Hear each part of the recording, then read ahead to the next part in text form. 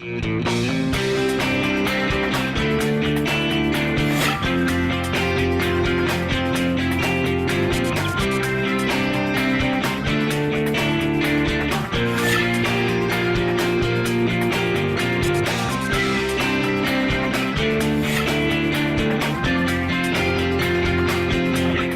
Kristen Oaks-White. And I'm Avery Davidson. Thank you for joining us for This Week in Louisiana Agriculture, the only TV show bringing Louisiana farmers and consumers together every week. It will likely be 2019 before the Sunshine Bridge crossing the Mississippi River in Ascension Parish reopens.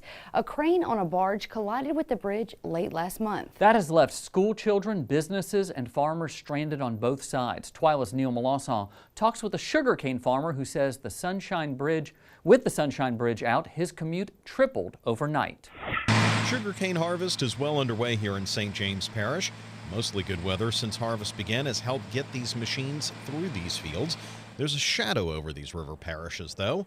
Late in October, an errant barge crashed into the Sunshine Bridge, closing it potentially for the rest of the year. Normally it was roughly 18 miles or so. Now it depends where we're loading. It's anywhere from maybe 48 to 52 miles. Pete Dufresne's fields are here next to the Sunshine Bridge, literally. Prior to its closure, he brought his crops across it. Now he says time and money expenditures have tripled. Added fuel costs, added trucks, and also added hours for the guys in the field, which adds to the cost. So it's definitely a minimum of 3 times the expense for our harvest season this year.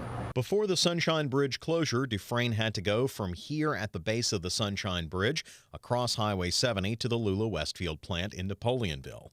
Now he has to go almost all the way to New Orleans, across the bridge in Gramercy, and back north to the plant. The impact to the bridge doesn't change the crop, or it doesn't change the harvest season, because the mill still has to grind its certain amount of sugar cane every day in a 24-hour cycle. So we have to maintain a consistent cane supply regardless of how far we have to travel to get there. So in the field-wise, the only difference we experience in is extended hours of the day, because like I said, what used to be a 1-hour trip to the mill is now 3 hours.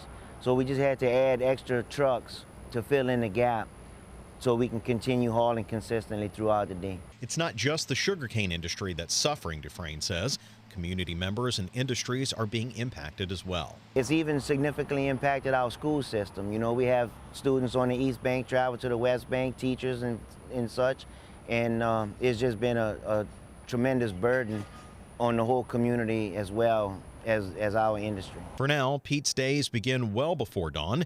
Even with these frustrations, though, he's still thinking about the safety and convenience of his neighbors. We did start our hauling times earlier in the day. Our trucks leave about 3 in the morning, so we can try to avoid peak traffic hours to try to be good neighbors and stay off the road as much as we can in heavy traffic time. Governor John Bel Edwards said it would be at least until January before the bridge reopens to traffic. When I talked with Pete Dufresne, he said it might be open for single-lane traffic before then, but even then it would still be too late for most of the sugarcane season.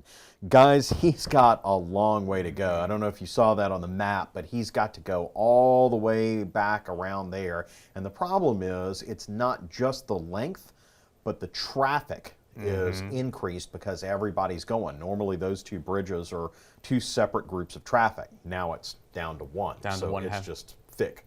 Well, and also, when they built the Sunshine Bridge, a lot of people criticized Governor Jimmy Davis because it pretty much connected 2 sugarcane fields. When you look at how important it is now to that area, obviously Governor Jimmy Davis had a vision, but right now is when we need it the most. Yeah, we do. And of course, farmers like Pete Dufresne, only 2 other farmers in that area are further away from Lula Westfield than him. And so, but he's just right in the middle of it. He said there's only 2 good things about this. Number 1, the traffic in his immediate area is down because nobody's going that way. And 2, at least there's no emergency services that need to be, going back and forth. They have 2 separate hospitals in that area. But for a lot of those school kids, I know as a parent, it's just got to be a nightmare. Oh yeah, having them in the car that long can be rough. Thank you very much, Neil Melancon.